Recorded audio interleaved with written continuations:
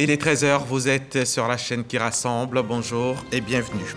Hier jeudi, Patrick Achi a présidé à Zambakro, district de Yamoussoukro, la double cérémonie de remise d'épaulettes aux médecins, lieutenants et sous-lieutenants et de baptême des élèves officiers d'actifs de première année. C'était à l'Académie des Forces armées qui a été créée en 2020 en remplacement de l'EFA, l'école des Forces armées. Dans ce 13 h, on évoquera cette signature de partenariat entre l'hôpital Mère-Enfant de Bingerville et l'Institut Pasteur de Côte d'Ivoire. Les deux établissements ambitionnent de réaliser un projet pilote d'implémentation du dépistage néonatal systématique de 5 maladies congénitales accessibles à un traitement à Abidjan. Sephora Zegui nous en dira plus dans quelques 10 minutes. Et puis, ce vendredi au petit matin, des tirs nourris ont été entendus dans la ville garnison de Kati au Mali. Tout a commencé par au moins 2 explosions. L'armée malienne évoque une attaque terroriste. L'envoyé spécial de la CEDEAO pour le Mali, Goodluck Jonathan, est à Bamako. On part au Mali en fin de journal. Je vous le disais au sommaire, le Premier ministre Patrick Achi était hier à l'Académie des Forces armées de Zambakro. La cérémonie de remise d'épaulettes aux médecins, lieutenants et sous-lieutenants, ainsi que le baptême des élèves officiers de première active s'y tenait, de première année donc, forte de 113 élèves officiers. La promotion est baptisée Ahmed Bakayoko et est composée de 94 Ivoiriens. Abou Sanogo nous en donne les détails.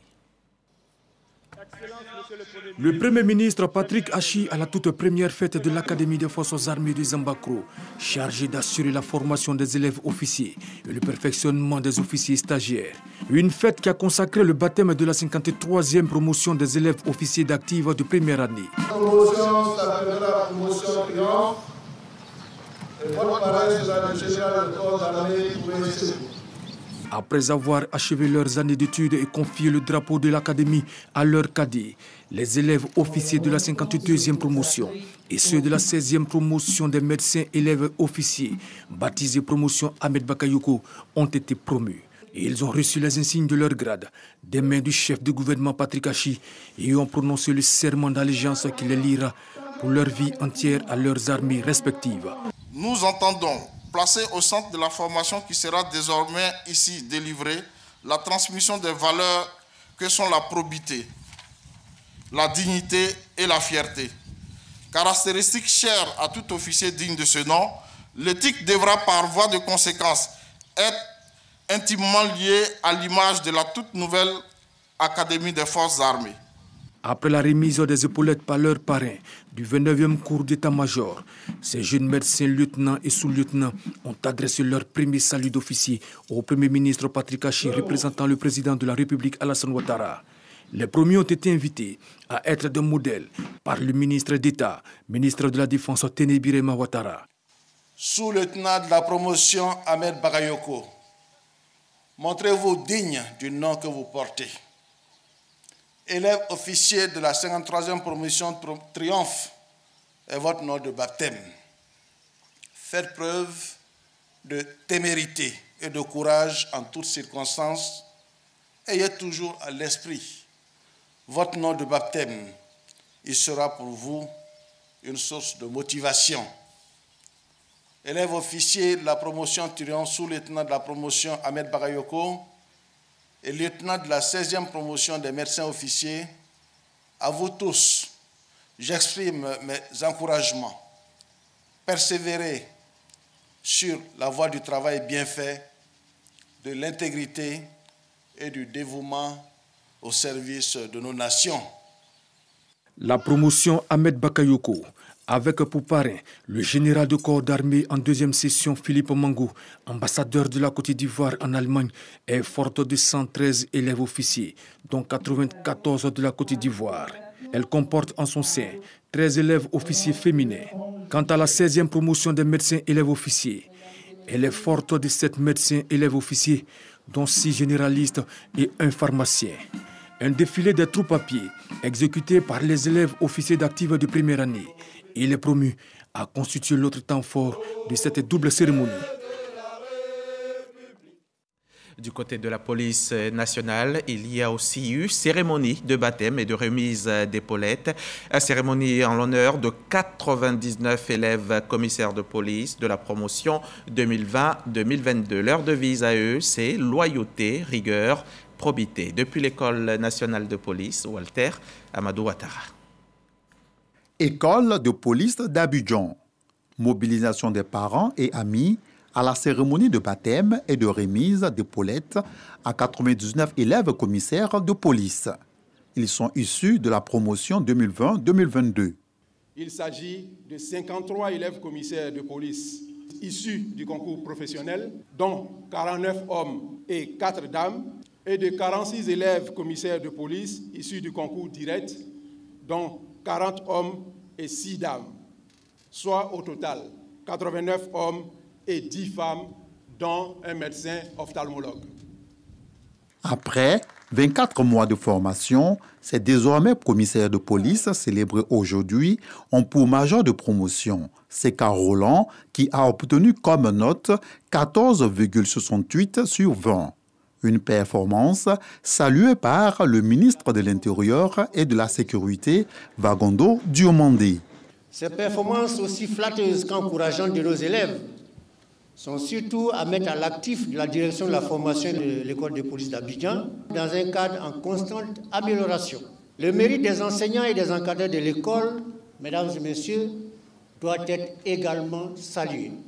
Loyauté, rigueur, probité est la devise de cette promotion de commissaire de police. Son parrain, Adamant Bitogo, se réjouit de ce choix et exhorte les officiers à exercer selon les valeurs incarnées par la devise. Très chers filles, vous devez donc garder présent à l'esprit les grands principes de l'ordre public que vos vaillants instructeurs vous ont inculqués pendant votre formation. Vous devez être en tout instant et en tout lieu des modèles rompus au service du maintien de l'ordre public. Fort heureusement, depuis maintenant une décennie, sous le leadership éclairé du président de la République, son Excellence M. Alassane Ouattara, nous assistons à une bonification de cette détermination à mettre définitivement à niveau nos forces de défense et de sécurité. Bruno Nabanyekoni et Kwadjo Konan Bertin ont rehaussé la cérémonie de leur présence, dont la partie officielle a été ponctuée par un défilé pédestre. Un reportage de Walter Amadou Ouattara et Barnabé Konan. Après l'armée et la police nationale, place à la gendarmerie nationale. La semaine dernière, nous vous avons amené au cœur de l'école de gendarmerie d'Abidjan, la première école de formation du personnel de la maréchaussée. Ce vendredi, c'est l'école de Torogué qui nous ouvre ses portes. Et notre guide, c'est toujours Abou Sanogo, le spécialiste RTI 1 des questions militaires. Pour la formation initiale et continue de son personnel, la gendarmerie nationale dispose, en plus d'Abidjan, d'une école de formation à Daloa, précisément à Torogué, à l'ouest du pays. L'école de gendarmerie de Torogué a pour mission de former les élèves sous-officiers de gendarmerie. Et dans cette mission, nous avons deux grands domaines, l'enseignement militaire et l'enseignement professionnel. Sens de l'honneur, discipline, loyauté, rigueur, tels sont les maîtres mots de la formation dispensée à ces jeunes qui se sont engagés pour la patrie et pour la loi. À juste titre, le drapeau est tout un symbole.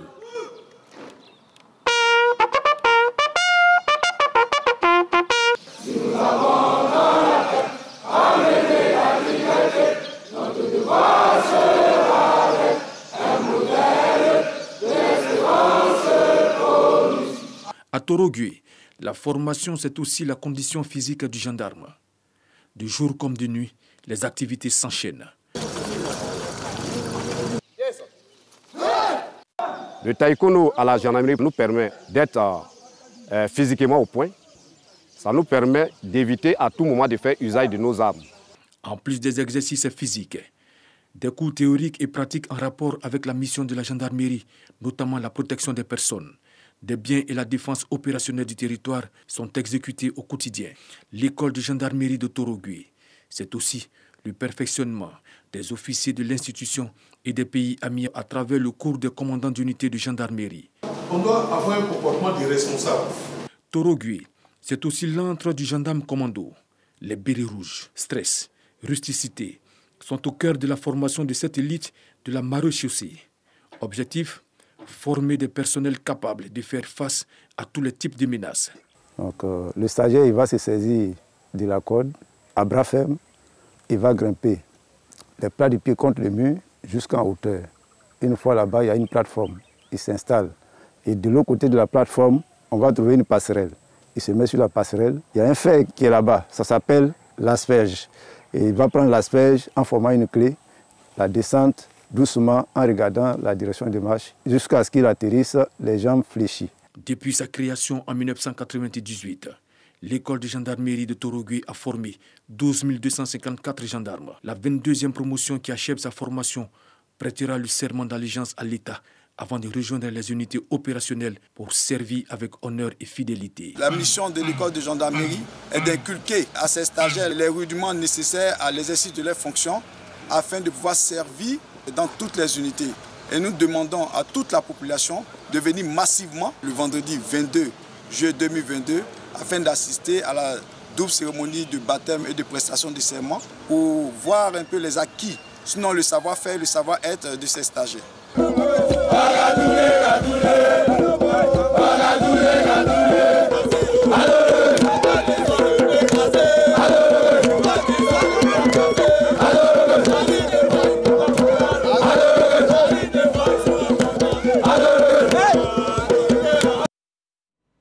Si seulement nos forces de défense avaient le pouvoir de nous protéger du monstre Covid, mais que non, chacun doit prendre en main sa protection, appliquer simplement les gestes barrières.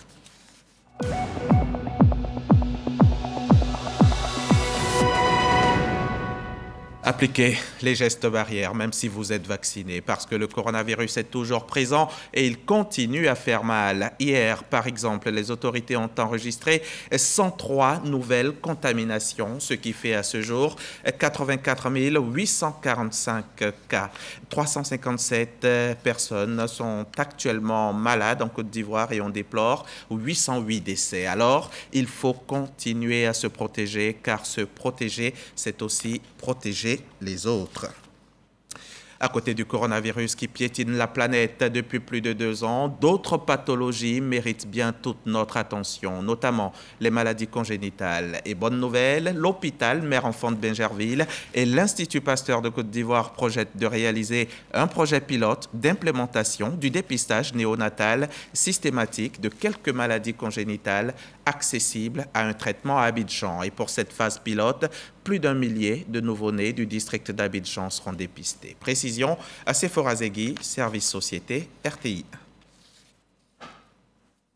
Les maladies congénitales ou maladies du gène ont des conséquences graves sur la croissance, le développement et l'avenir de l'enfant.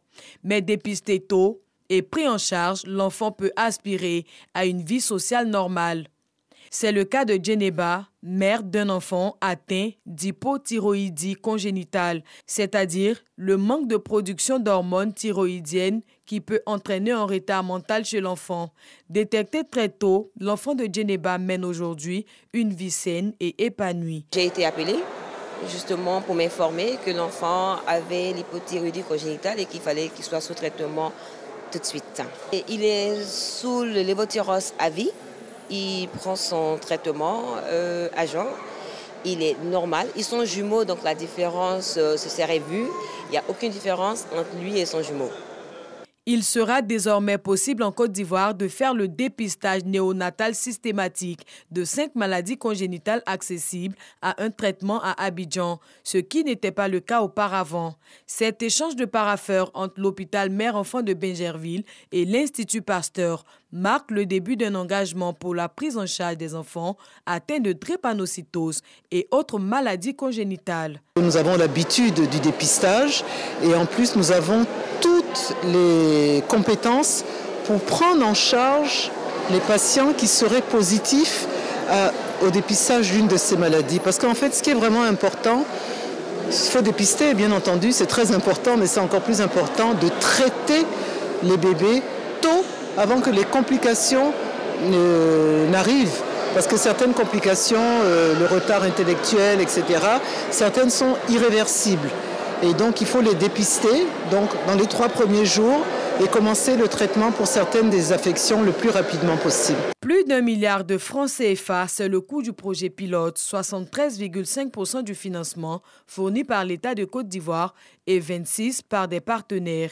Le dépistage néonatal systématique de 5 maladies congénitales va prendre en compte 1000 nouveau-nés.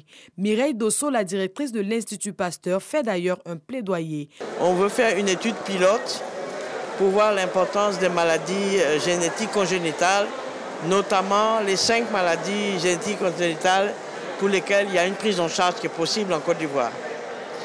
Et donc, comme c'est un hôpital de référence, ça a été plus facile, si je peux dire, c'est plus facile d'organiser parce qu'il y a beaucoup de gestion, etc. Ce n'est pas facile.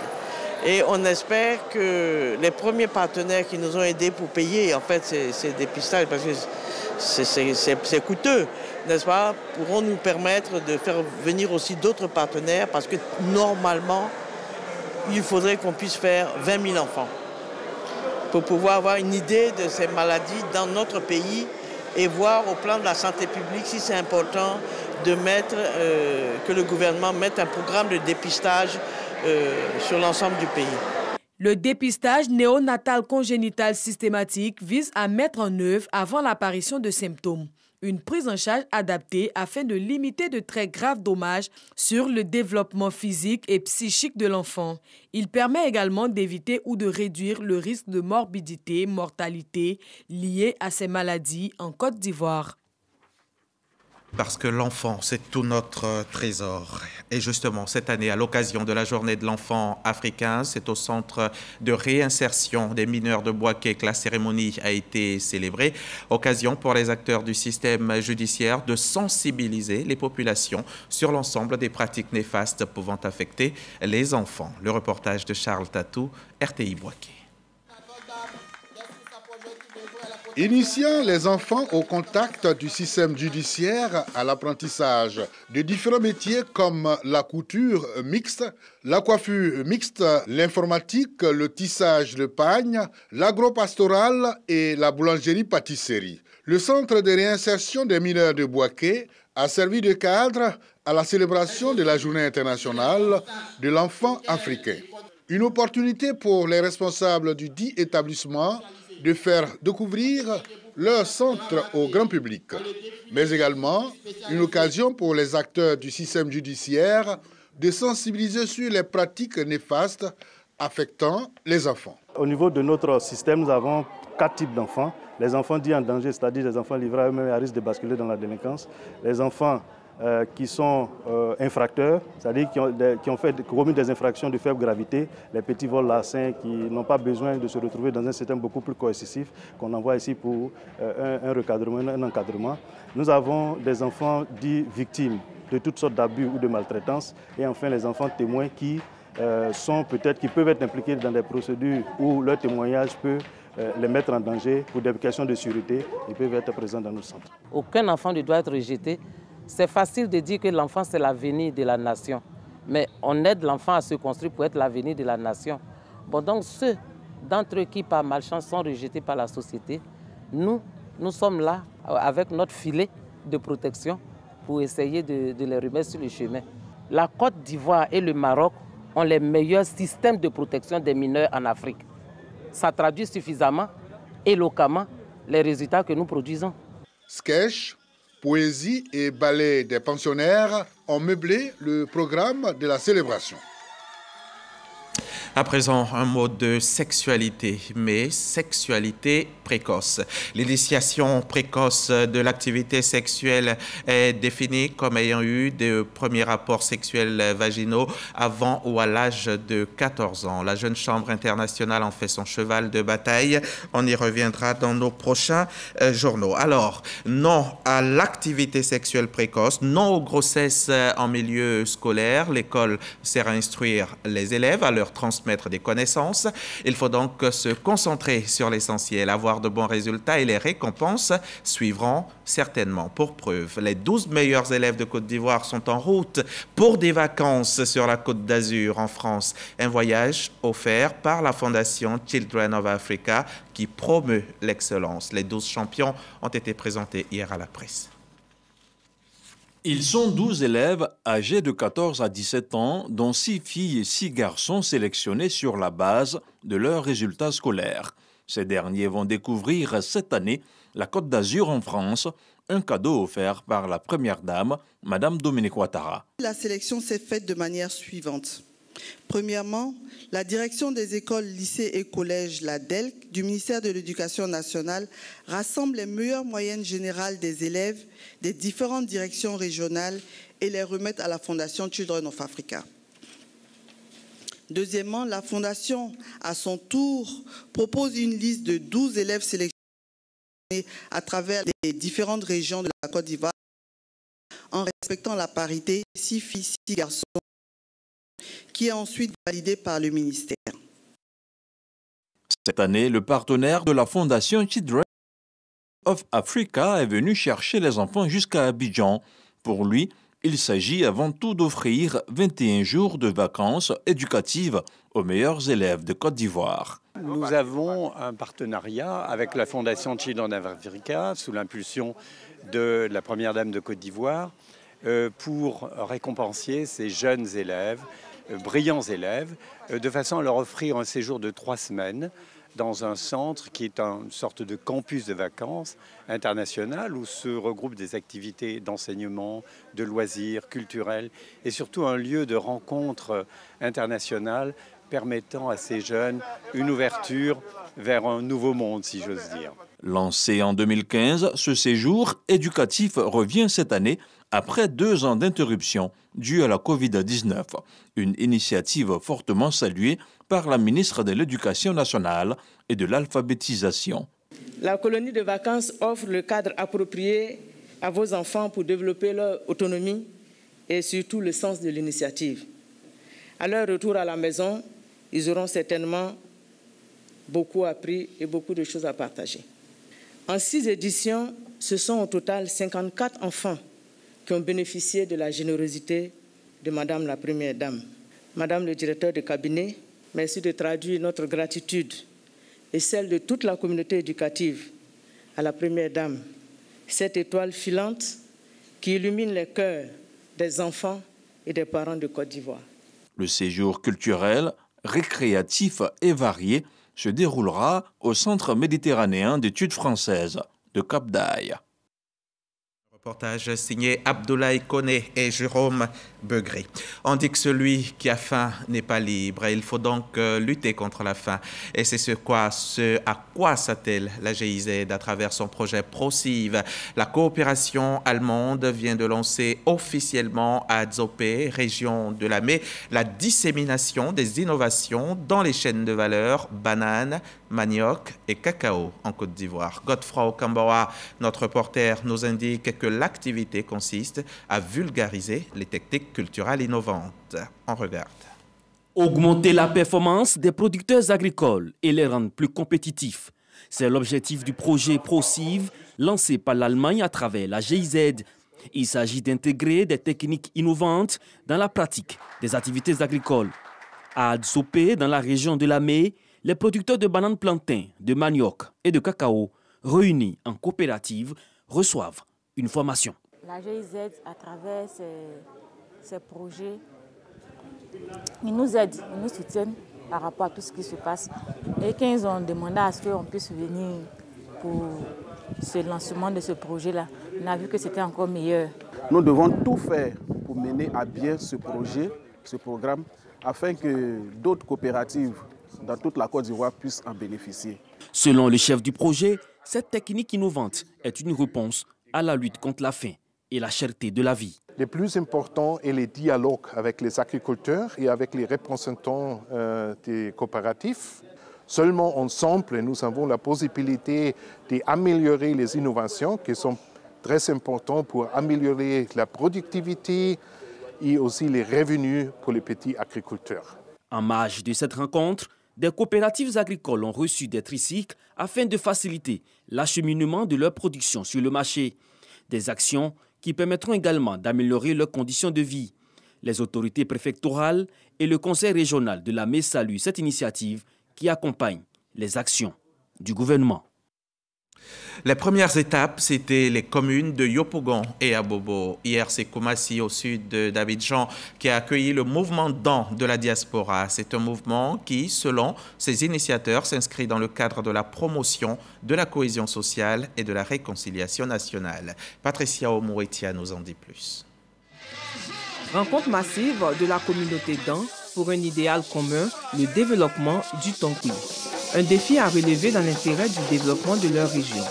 Baïlois, porte-parole des cadres DAN d'Abidjan Sud, a d'ailleurs évoqué la satisfaction de son groupe dont il a affirmé l'engagement à jouer sa partition pour la bonne marche du projet. Balé Narcisse Toussaint, représentant le maire de la commune de Koumassi, a salué l'organisation des DAN. Il a aussi montré l'intérêt que le maire Cissé Ibrahima Bakongo accorde aux communautés DAN dans sa commune. Il était important qu'on s'unisse, qu'on se réunisse, n'est-ce pas, qu'on mette de côté toute obédience politique et religieuse pour nous mettre ensemble, pour réfléchir sur la thématique, comment faire pour pouvoir développer notre région. C'est un appel à la cohésion, c'est un appel à la paix, c'est un appel surtout aux enfants qui sont opérateurs économiques, qui sont à la diaspora, aller investir chez nous afin que le Tonkui connaisse une émergence. Porte-parole des cadres DAN d'Abidjan Sud a affirmé son engagement à accompagner le président de la République, Alassane Ouattara, dans la recherche de la paix et de la cohésion sociale. L'ambassadeur Claude Saï Soumaoro a manifesté sa gratitude à l'attention accordée à cette rencontre. Il a exhorté les filles et les fils du Tonkui à s'inscrire dans la vision de développement engagée par le président de la République de Côte d'Ivoire. La troisième étape de ce mouvement que nous avons mis sur pied a l'effet de souder les liens familiaux, sociaux, politiques, économiques des DAN de la Côte d'Ivoire, mais se trouvant en dehors de la région du Tonkui. Et nous sommes très heureux que nos parents nous accompagnent dans cette dynamique. Les aînés nous accompagnent dans cette dynamique. Vous savez, au-delà des discours politiques, il faut aller à une dimension plus sociale. C'est cela la Côte d'Ivoire solidaire que le président Ouattara prône.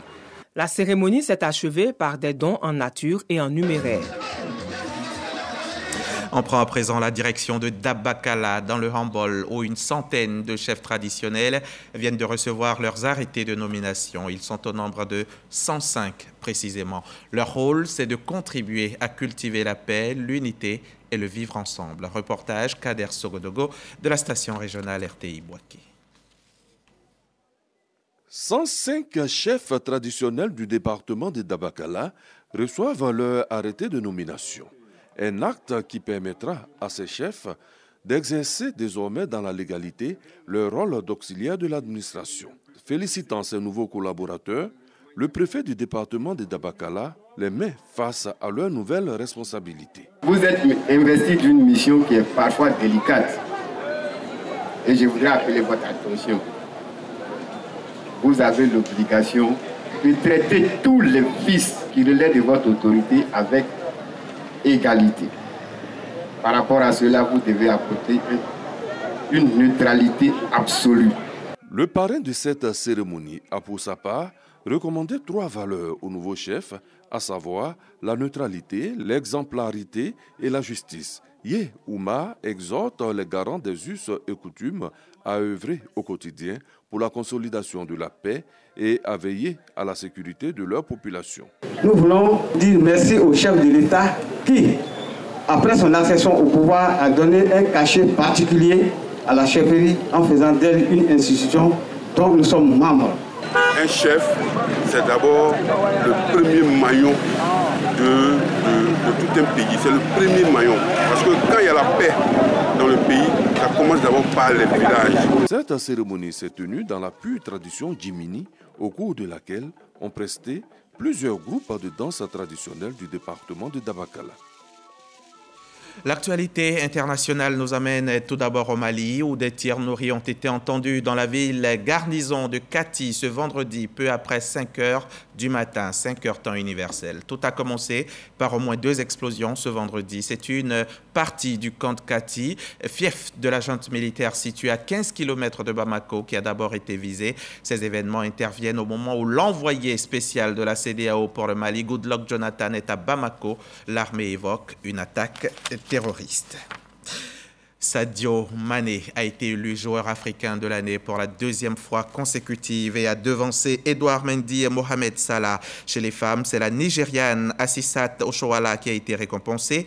Déjà distingué en 2019, le Sénégalais de 30 ans qui a quitté le mois dernier la Première Ligue pour le Bayern de Munich et la Bundesliga faisait figure de favori pour cette édition. Merci de votre confiance et à demain 13 h.